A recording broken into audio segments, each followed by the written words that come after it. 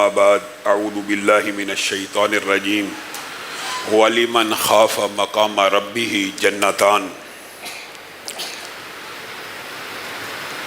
کل ہم نے آپ کے سامنے چند گزارشات کو رکھا تھا کہ روزے کی گرد و غایت بنیادی طور پر اللہ رب العزت کا خوف دل میں جاگودی کرنا اور روزوں کے اندر اپنے مستقبل کے شیڈول کو طے کرنا اور ساری زندگی کے لیے اللہ رب العزت کے خوف کو اختیار کرنا، یہ روزوں کا بنیادی مقصد ہے۔ اسی حوالے سے دنیا کی بے رغبتی کے حوالے سے چند واقعات کو آپ کے سامنے گوش گزار کیا تھا۔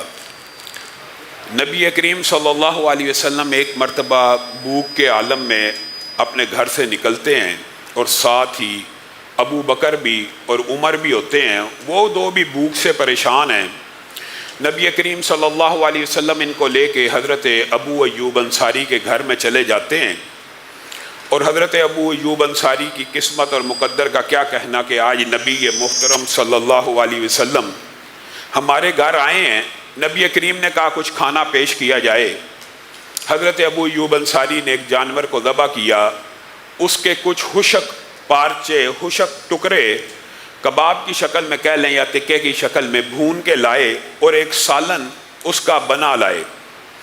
نبی کریم صلی اللہ علیہ وسلم نے گوشت کے وہ ٹکڑے دیکھے اور وہ سالن دیکھا تو کہا میری بیٹی فاطمہ کئی دن سے بھوکی ہے، اس کو بھی بھیج دیا جائے۔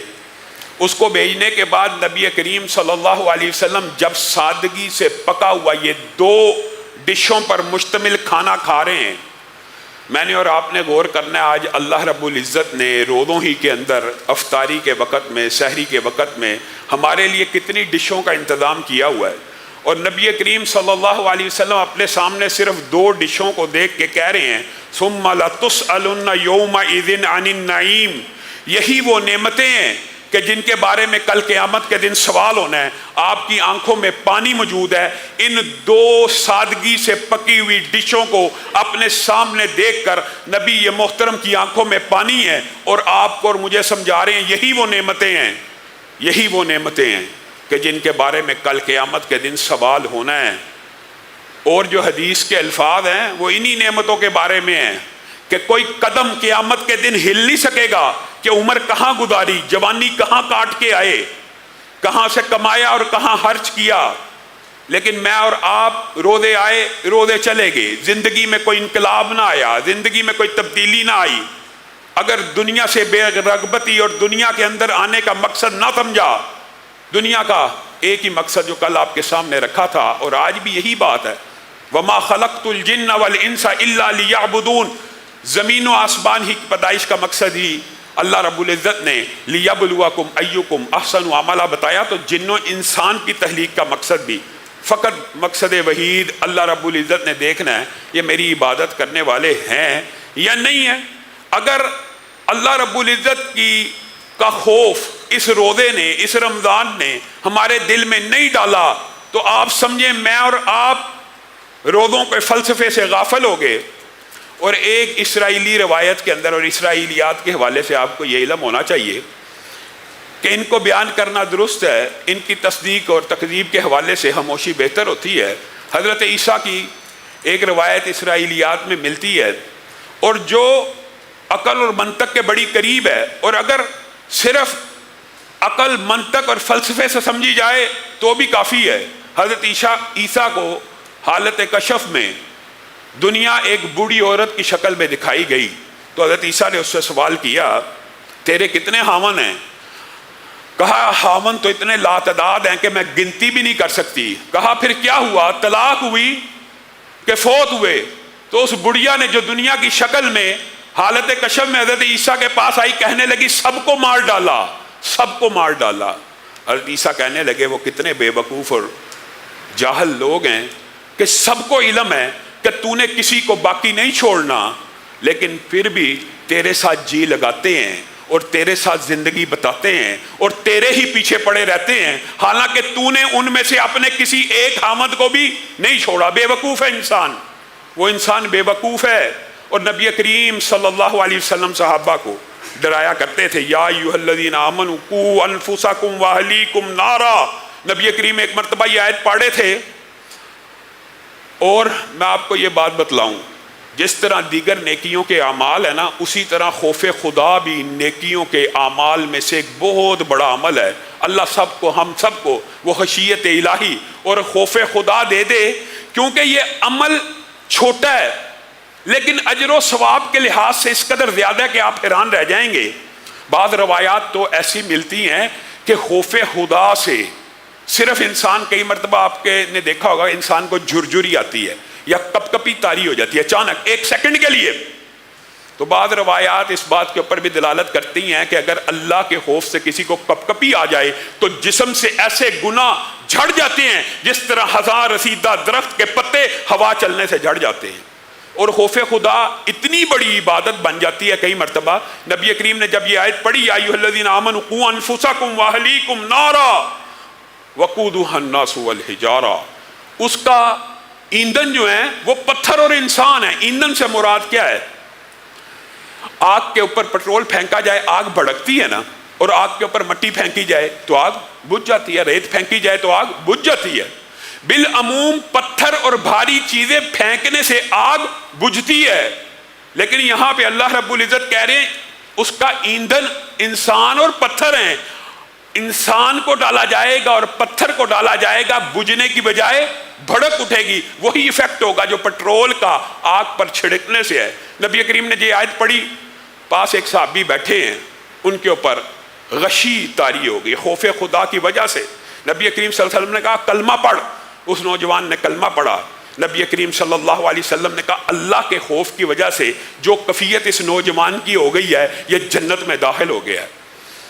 صحابہ نے کہا کیا یہ صرف خوشخبری اسی کے لیے؟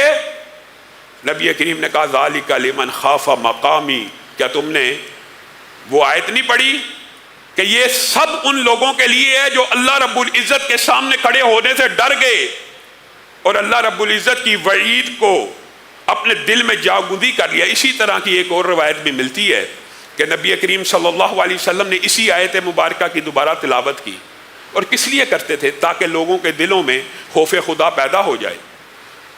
نبی کریم صلی اللہ علیہ وسلم نے اسی آیت کی تلاوت کرنے کے بعد کہا آگ کو 1000 سال تک بھڑکایا گیا، وہ سفید ہو گئی، پھر 1000 برس بھڑکایا گیا، وہ سرخ ہو گئی، پھر 1000 برس بھڑکایا گیا، وہ سیاہ ہو گئی۔ اب اس کا شعلہ جو ہے سیاہ رنگ کا ہے جو ہر چیز کو اچک لیتا ہے۔ پاس ہی ایک صحابی بیٹھے ہیں، انہوں نے اتنی خوفناک تشریح جب آگ کی سنی تو ان کے اوپر بھی خوف کی کفیت طاری ہو گئی، اور بے سدھ ہو کر چیخ مار کر زمین پہ بیٹھ گئے، لیٹ گئے۔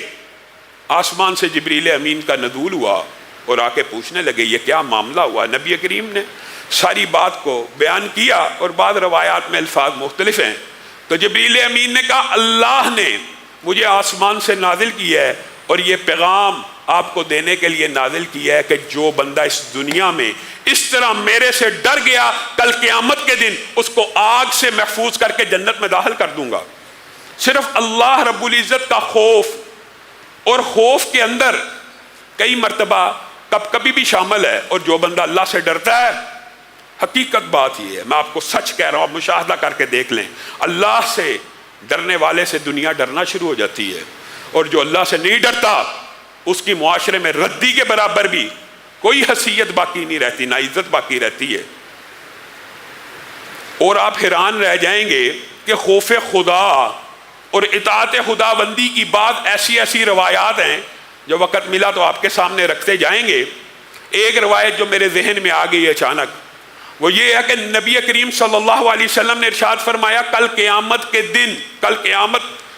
دن بھی، بنیادی طور پہ یہ تربیت اور ٹریننگ اسی دنیا سے لے کے جانی ہے، لیکن کل قیامت کے دن بھی بعض لوگوں کو خوف فائدہ دے جائے گا، بعض لوگوں کو اطاعت فائدہ دے جائے گی قیامت کے دن بھی۔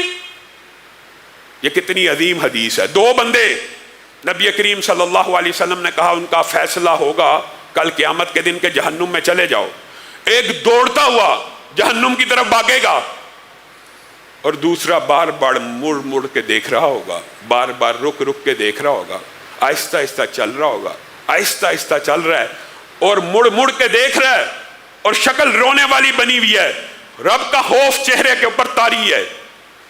اللہ ان دونوں کو طلب کرے گا کیا معاملہ ہے؟ دونوں کو طلب کرے گا. پہلا بندہ کہے گا اللہ دنیا میں تو تیری کوئی مانی نہیں تھی, آج جب تو نے حکم دیا تو دل چاہا بھاگ کے تیرے حکم پہ عمل کروں. اللہ نے کہا دوسرے بندے تیرا کیا معاملہ ہے, تو بڑا سست روی سے چلتا ہے اور مڑ مڑ کے دیکھتا ہے.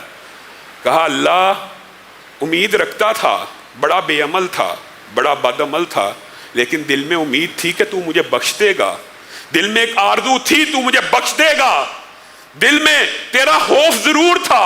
اللہ رب العزت دونوں کو جنت میں داخل فرما دیں گے.